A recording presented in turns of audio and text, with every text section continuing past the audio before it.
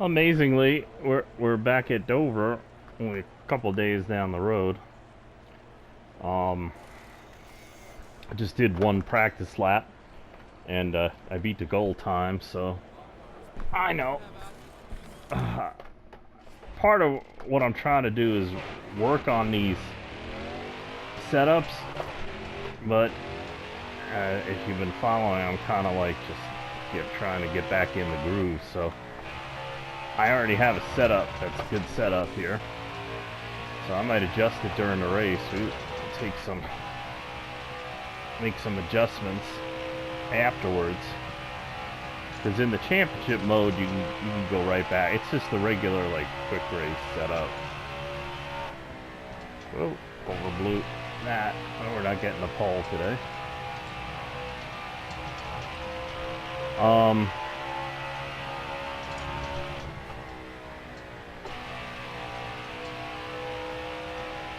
But we're gonna do 100 laps here. We will have to.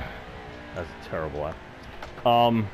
We will have to pit, and there'll probably be a caution like you saw at Charlotte. Yeah, 23-2. Yeah, we could have gotten a pole here, but I don't qualify that well. And this setup it's like 99%. It's still a bit more aim and hope than precision.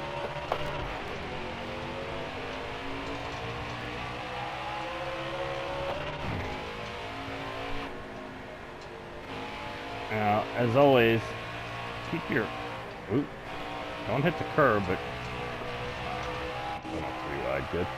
Keep the left side tires in that white. Ooh. Well, I forget how much they slow down. And one of the things you'll notice if you drive fast here at Dover, I'm not trying to discriminate or belittle anybody or nothing, but if you have a fast setup here, you'll notice when you go through the turns, the track kind of pulls you. It kind of pulls you up and then pulls you down, and you know, depending on where you are in the turn. And you got to get used to that. You know, it's like Daytona and Talladega. There's a, you know, with the draft and such, there's a little bit of give and take, pulling you to the right, pulling you to, like in the beginning, I remember it was very hard to keep it off the curb because car just wanted to turn, and the next second it wanted to not turn and go to the right, you know, so. Yeah, we need to get back in the groove. Dover is a very precise track to go really fast. You got to stay down low. You got to be able to turn. But if you put too much turn in it and then it just starts sliding up and hitting the wall, then you bounce off the wall off 4 or off 2, and then, you know, you ruin your day. And everybody behind you, because Dover has no room. See, the leader just went off top, and when the AI do that, it tends to mean that they've lost the handle. And sometimes they do that, and then they come back down and run fast again. And sometimes they just slow down. But it's good to keep a watch on that. Because the fast way around Dover is not the middle, it's not the top, it is the bottom. And if you can keep your car down on the bottom the whole time, you probably have an advantage over other people. But you can't just drive the bottom, because you see I'm stuck behind a net at the beginning of a run, because right now it's like a one groove track. I have to pay more attention and maneuver myself to get inside of him down the straightaway so I can take the position off the next turn. See, like here, like that. And you gotta let off the gas a little early. Oh, we got him. That was easy. And So you gotta prepare for it. Now sometimes, like I overdrove the corner just a tick, and it just, you notice it slid up by like a foot, went to the right. Yeah. The more laps you turn, the more you get used to it.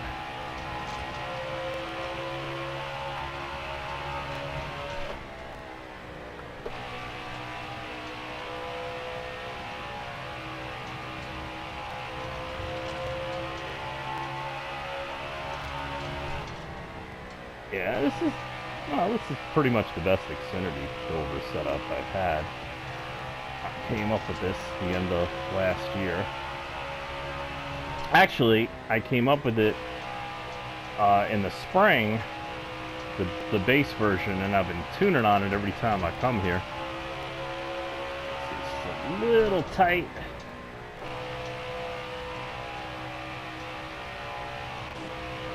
I gotta stay low. He's there, and I missed him, and I passed him. I probably got into his left front corner zone, and he backed off. But you know what? It's the way the game's set up. They'll take advantage. They take advantage. Like if I slid up here, he'd just probably dive right under me. So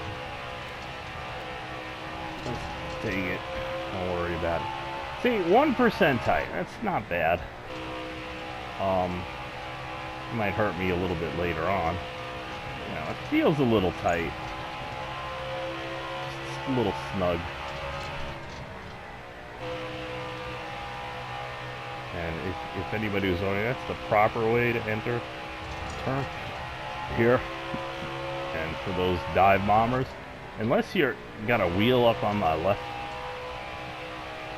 rear wheel and you say something, yeah, I'm gonna hit you. That was a little high. Oop, see, a little snug. Missed it.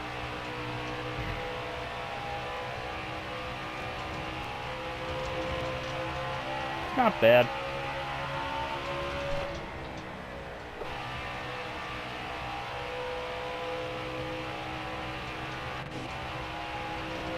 But, you know, I do need to get back up to the wall off the turns.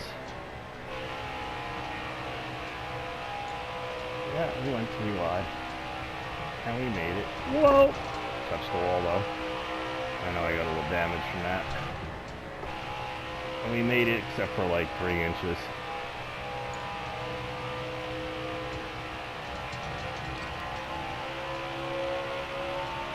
So what would I do here? It's such a tiny little hit, but it is Dover, and you know we are going over 150. So a little wall contact will definitely cause some damage. See the left front and right rear are like bang on in sync, but the tire temps right front to right rear is a little too tight, and this is too tight of a track radius wise. So I think what we're gonna do is we're gonna put a quarter pound in the right rear.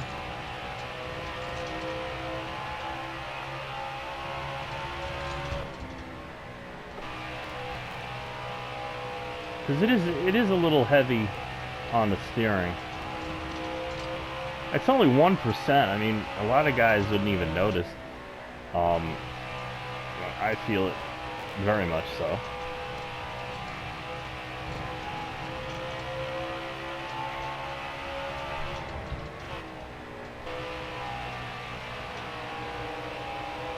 You know, the faster you go, the more you feel things in real life.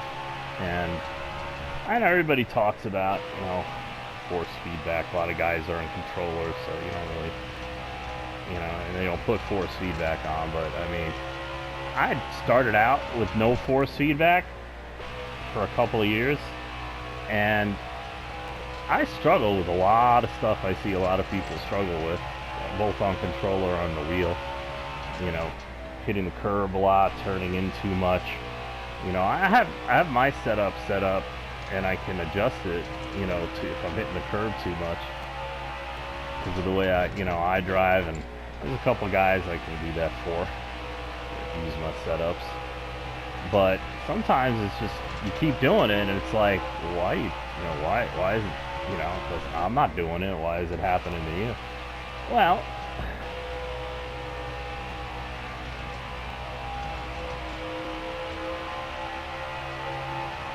could be your force feedback settings. When I first got a force feedback wheel and decided on, you know, what I liked, I mean, I had a Firebird Formula, which was a very special car, one of 3 made in 1991. Yeah, the third generations weren't the bad construction techniques, and you could run up to like a 450 horsepower engine in it if you wanted to. It had T-tops, and it had essentially the 1LE racing package, but it had everything in it except for leather. I'm not a fan of leather, it slide around too much. But you know, it was basically a loaded cloth car, LB9, 5-speed, 5-liter, and from people who worked at the Van Nuys plant when it was being built, they said, they stopped making the 1LE, but when I ordered mine from the dealership that I ordered it from hadn't ordered an 8-cylinder car in like 6 years. And I was like, but I had a huge discount. So, huge, it's $750 or something. But I was like, this is the car I wanted. I did my research for 2 years. I always liked Firebirds and Trans Ams. Smoking the Nana Trans Am. The 79 was my favorite, but that 82 Trans Am when it came out was, you know, in all black. Kind of really cool.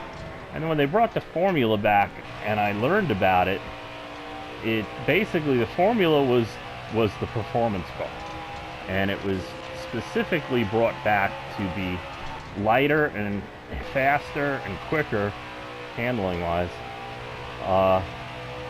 than the other Pontiacs, and beat Ford Mustang GTs. The 80s Ford Mustang Fox body was legendary for being able to blow away any car in the world, I think up until 1989, for the first 2 blocks, any production car in the world.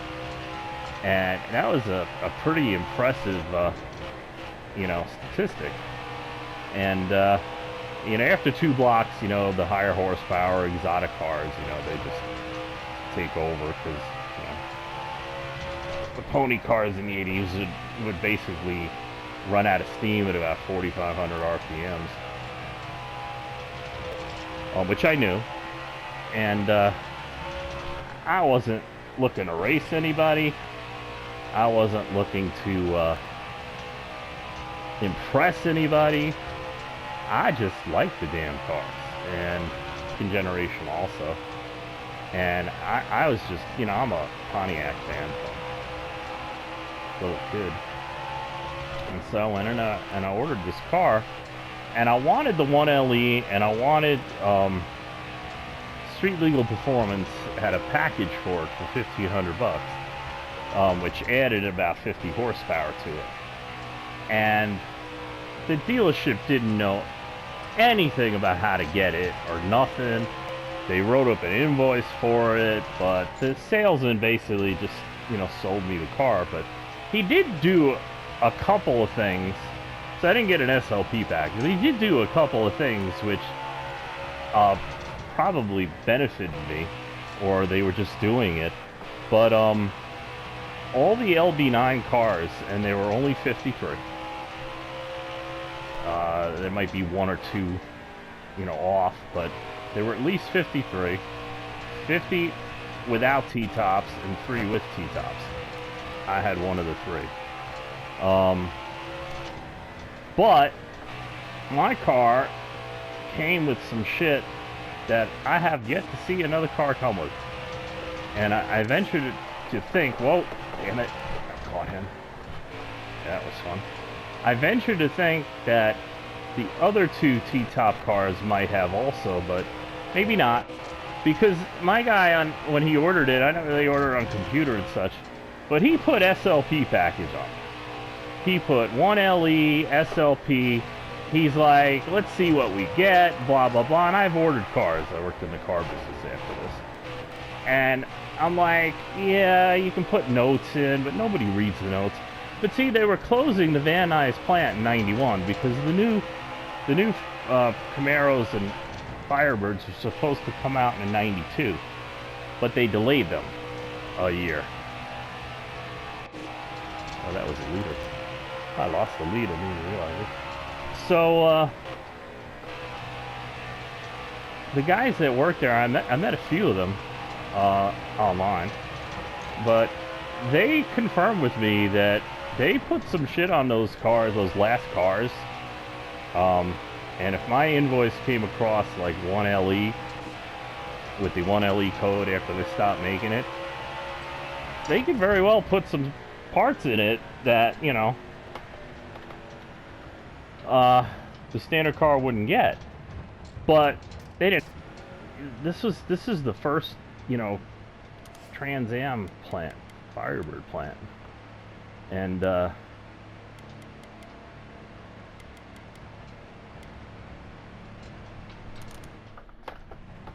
so, you know, there's a lot of history, a lot of emotion about it closing at the end of the '91 model year. And my car was ordered the last week you could order cars. So it was one of the last built, from what I understand. And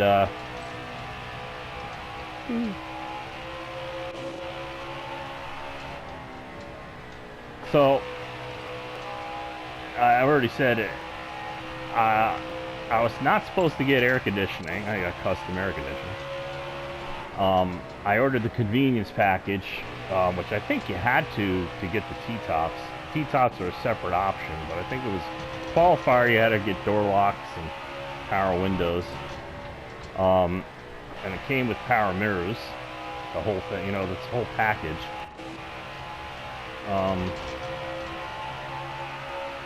The 5-liter engine had 230 horsepower on paper, as opposed to the standard 5-liter, which looked identical, but it only had 205 horsepower in '91 and '92.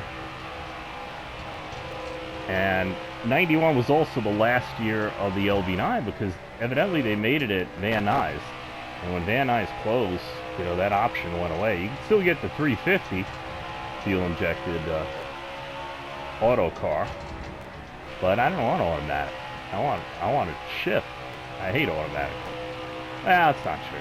There's some '90s automatics that actually are fairly decent, which I never thought I'd hear myself say it, but I got to drive them, and I'm like, oh, okay. Like a Impala SS. That's among the first heavy-duty electronic automatic transmissions. And I say electronic because it's not like the older ones were an electronic. What it had was, it was more sensitive to you. Like, if you were doing 45 and you wanted a downshift, you just, if you nail the gas, it would downshift for you. If you got off the line fast and kept your foot in the gas, the car in the lower gear longer, and if you wanted to shift up at a certain point, you just blip the gas like you know you would if you were shifting up with a clutch, and it would shift up. It was wild. I was like, wow, this is so cool. Yeah, no one gave a fuck, but I did, you know. But I didn't want that, you know. In fact, I was choosing between a '91 Grand Prix GTP or the Firebird, and I wanted a traditional rear-wheel drive manual transmission. I could have gotten a manual in '91 in the Grand Prix too. But just something about the heritage going back to the muscle cars of the 60s and so on and so forth. And, you know, they didn't have any of these cars around because they sold so few formulas in 91 because everybody was waiting for the 92s, and then it became the 93s for the new cars. And,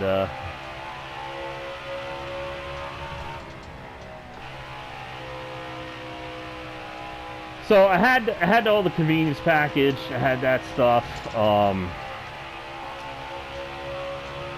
The 230 LB9 5-liter motor.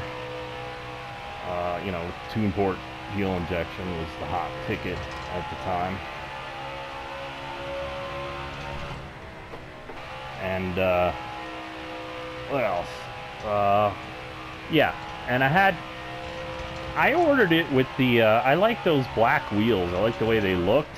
I didn't know as much about all the stuff about cars that I do today, or even a couple of years after this. But I ordered it with those black mesh wheels, you know, crisscross. But it didn't come with that. It came with what I saw as the standard formula wheel. And I was a little upset at first until I noticed something. Those wheels stuck out of the fender wells about an inch. Almost an inch, 7/8. I measured it. And compared to the, you know, Trans Ams and all the other cars. And I noticed that these wheels, this wheel option is called the Deep Dish 3D wheel. And, you know, looking up one of the reviews that they did at Car and Driver or Road and Track or one of those magazines, they said, well, couldn't get it on the Firebird or the Trans Am. I mean, you could bolt it up, order it separately and bolt it up if you wanted. They fit. But they only came on the formula, and they had an inch, they gave it almost a 2-inch wider track. Wide track. Well, anybody who knows anything about handling is if your wheels have a wider, cover a wider area, they handle better. And that thing handled amazing. I have yet to drive a car that handled as good. But GM had a history of, this is the last year, it was supposed to be the last year, so they put all their best engineering and gadgets and stuff into it. And they definitely nailed it. I'm hitting the brake, keeping the RPMs up. And so that's what I benefited from, and probably also because my guy put 1LE all over it and SLP all over it, so they're like, oh, this guy's a gearhead, he wants a hot rod. So I ended up with a dual reservoir braking system, which I found out came off that year's Corvette. The brakes were 13 inches in the front and 10 inches in the rear. I believe only the front brakes were the Corvette brakes. I believe 10 inches was standard. Front and rear discs, of course, on the Firebirds. So I got 13-inch front brakes. And let me tell you something. I stopped from 80 miles an hour to 0 in like 40 feet. It was ridiculous how good those brakes were. In fact, they were so good, and I would beat on it. I mean, no, I'm not a kid, you know. I take care of my stuff, but I would, you know, at least once a week I'd go full out, and I got raced a lot. Never lost a street race in that car. I never lost a street race, period. But in that car, yeah, easy peasy. Because no one could drive, and I knew exactly what it could do. And no, you can go 150 miles an hour. The fastest I got it to go was 135. And then that was like lightning up to 100, and then it just crept up to miles to get up to 135. But 0 to 100, 110 was just unbelievable. Third gear, I was 90 miles an hour. you know. So I know, because it came with a close ratio transmission, which means that that's the kind of transmission you would find more on a drag race car. But it basically was geared from 0 to 110. You know, realistically, fourth gear topped out at 110. You could go faster, but the engine ran out of steam. So if you had more horsepower under the hood, it would go, and that brings me back to the engine. So this damn engine, I learned that they let some cars go with some mods, and what I described, the Corvette brakes and the dual braking reservoir system, not two reservoirs, they're like in an L shape, one normal looking one, and then literally cast into it, you know, as all one piece, was a second reservoir. And that's, evidently they said, that's the kind of thing that would come on the 1LE car. And I'm like, okay, so I got 1LE brakes, but then I got Corvette brakes. And they're like, well, yeah, that too. And but what got me was they said that these cars tended to have about, some of them, 260 to 275 horsepower, which is 275, I believe, is what the next generation car in '93 came with. And this is only a 5-liter. And I was even told, I spoke to an engineer at Detroit, I was even told that, you know, you got to seriously look at rebuilding this engine, because it's only a 5-liter, and that's a lot of power to put through it once you hit about 50,000 miles. And I had it until it was 64,000 miles, and it was perfect. But you know, I did my oil changes. I also, if you don't know those cars, one of the ways that GM limited the horsepower on cars, and this is across from the 4 cylinders on up, from the 70s on up, how they limited the horsepower mainly was they restricted airflow. So GM cars responded very well to free flow exhausts and whatever, and the formula came with a Ferrari inspired crossover exhaust system, an X-type crossover, which actually gave it 5X in the 92s. If you look at the horsepower rating in the catalog, the 90s had 225 horsepower. The 350 also had, I think it had 240 in 92, but it was listed at 235 in 90. And that's because the difference in the old exhaust crossover and the new exhaust crossover. So there's another more free flow there. And then my mod, which is one of my only mods that I did, is I put in a I think the name of it, but I put a race ignition system in it, and I put hotter spark plugs to take advantage of it. And that thing, what I noticed is that revved much better. The other thing that denoted that it was not one of your run-of-the-mill cars or engines is the tachometer.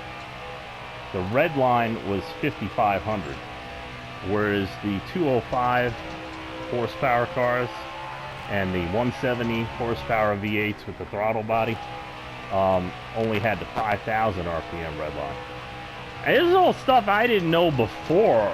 You know, I learned this, you know, when I got the car, and you know how to tell, because I had, you know, some friends that had Camaros and Firebirds, and I'm like, yeah, your tach only goes to 5,000, and you know, and this is, you know, pre-internet, so a few years later I Google stuff and it'd be like, oh, so that's, oh, okay, yep. Now the dumb thing is, just like the base Firebird, I don't think you could get it with the high performance engines in it, because my engine was an HO, the 350 was an HO, the 205 was just, the 205 horse was just the 205, and then they had the 170 entry level throttle body, which is,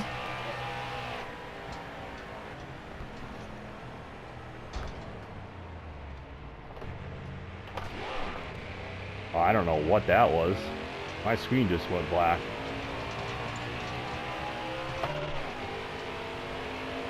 What the hell was that?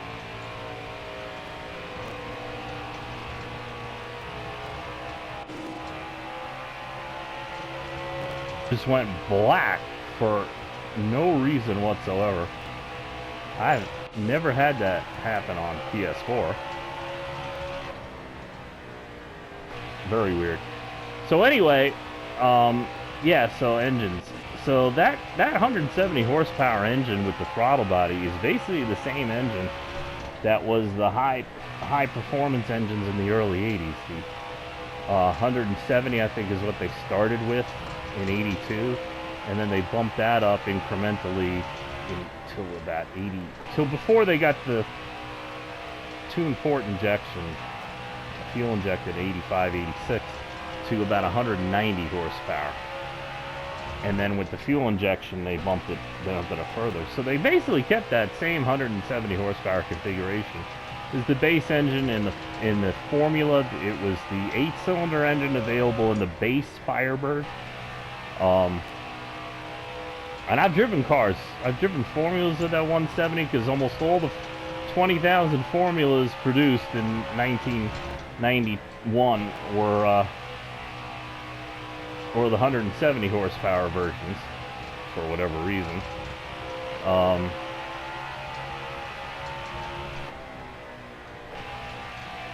And I felt very lucky, you know, to get what I got. I was very aware of the legacy that I was taking part in.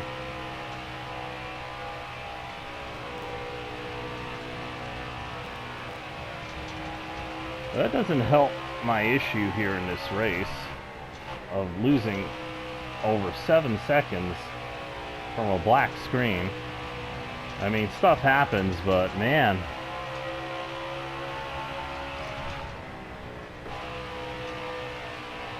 I really don't want to work this hard today. And if you noticed, I was having a little bit of trouble keeping ahead of, I think it was Cole Custer that was in second to me, or whoever was in second place. So I'm not really that much faster now at this point in the run. So I'm probably not going to win this race now. That sucks. Well, that's sim racing. Like in real life, stuff can happen that'll, you know, totally mess you up. And there ain't nothing you can do about it. If we get another caution, yeah. I know I'm not going to cause caution.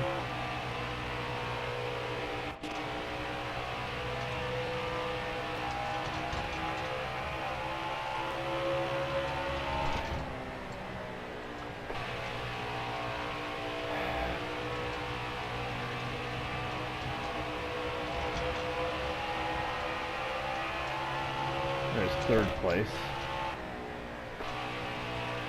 So I could probably get back to second, but Cole Custer is fast.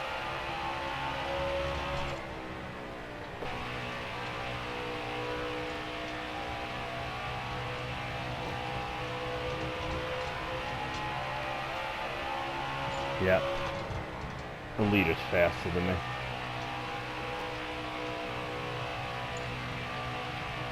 And look how tight I am. So I need to, I'm 3% tight. I put a quarter in. Yeah, I really need to put another 3/4 to make it a full pound, I think. That's how tight I am. And I might just add half a pound to each. Let's see what that does. Unfortunately, I'm not going to have a pit stop to see what that does. So I'll have to update the setup with that adjustment.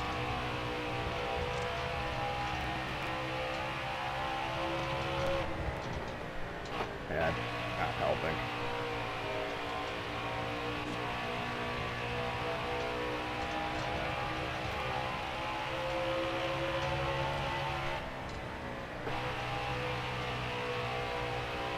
Tight in the middle. See, a little bit tight can ruin your day with one untimely incident.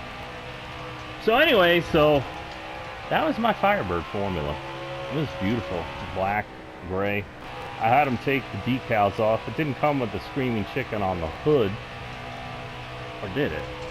I think, yeah, it had the power bulge like the 82 Trans Am. That's what they call that hump on the driver's side. It was non-functional. I had plans to make it functional and feed the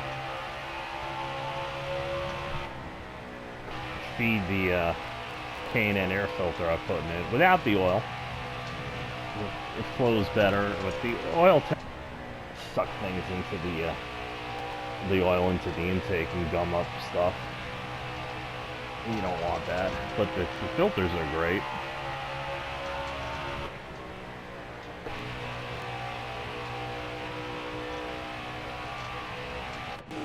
And no, I had no chip. That didn't happen until 95, 96.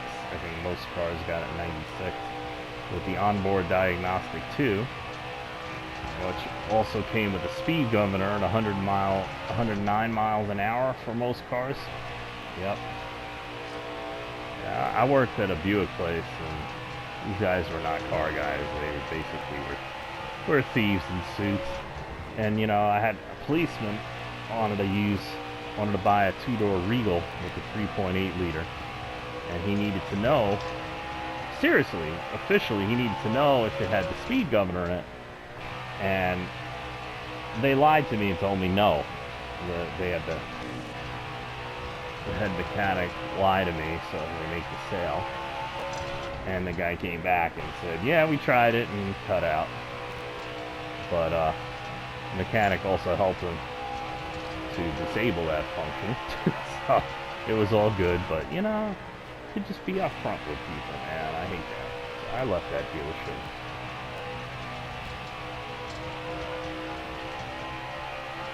The 2-door Regal back then was like the Grand Prix I wanted to get, but nowhere near as fast.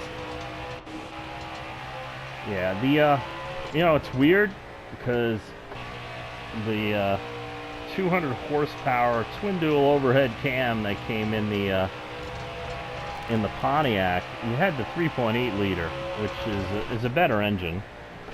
It's not as fast or powerful, but the 3.8 overall is a better engine, and you can mod it a little bit. I'm gonna lose 4th place. Well, this hasn't happened in a very long time. Well, we got a little work to do, but as you can see, we're tight. So, and it's showing up at the end of a run.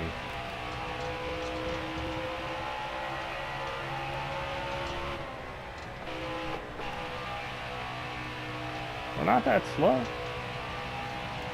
24. See, this kind of stuff just slows you down. I think that's the way the AI is.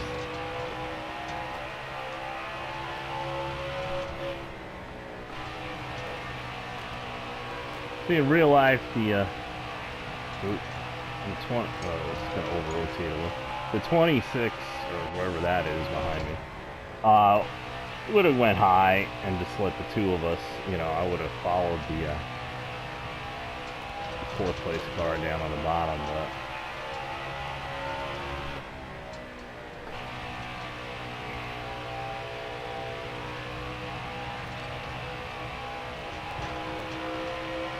oh, so I wonder if the screen went blank for you guys. I wonder if it's even still recording, because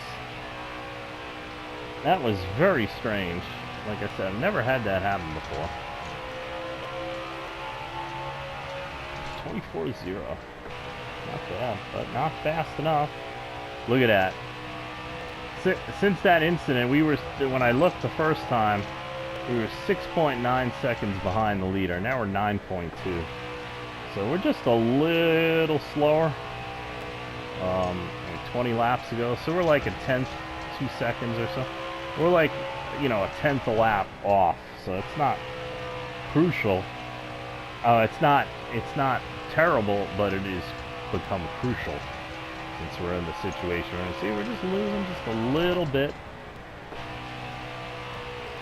That was 2/10 this lap, so maybe it's the traffic that's slowing him up and allowing us to get back on him. Well, that was the white flag, and we're not in the lead. We're going to come home with a very respectable top 5 and some insight. We need to make this thing a little faster.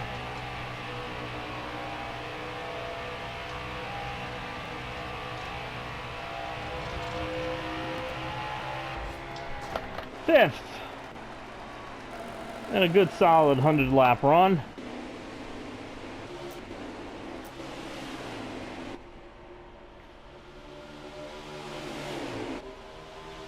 Regaling you of my 91 Firebird formula, which I don't have. Somebody in Chicago owns it. That's because I tracked it down, but unfortunately couldn't get it back. No, my ex paying one of the last 6 car payments on it. So after 4.5 years, I had to hand the keys over to the repo man. Yep. I divorced her.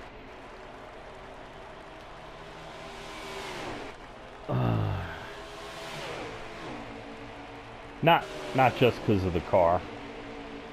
There were more important things to do with my kids and stuff, but yep. I know. That was grounds enough right there. Yeah. And boy, if I'd have known.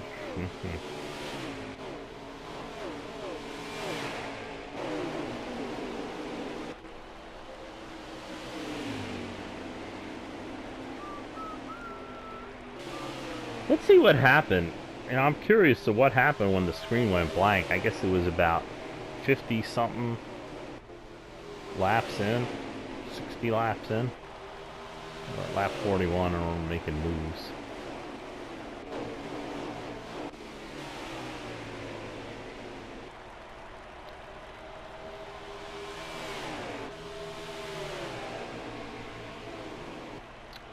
Oh, I guess this was the this was after the caution. Here, see, it doesn't show anything. Yeah, I don't know how I kind of got down on the inside. I felt a bump, but I didn't have a lot of damage. Okay, and it just wouldn't run after that.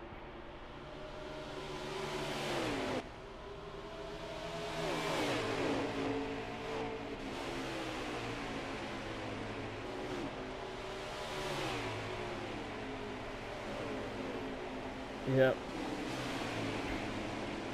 So I might not have won that race anyway, because the second place guy was closing in on me. But I think I could have finished second or third, pretty sure. So that incident will remain a mystery. But we still got 6 wins on the season. And what? 26-point lead, so just gotta minimize issues like that if we can.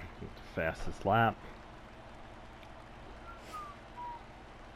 Led half the race, yeah. Stuff happens.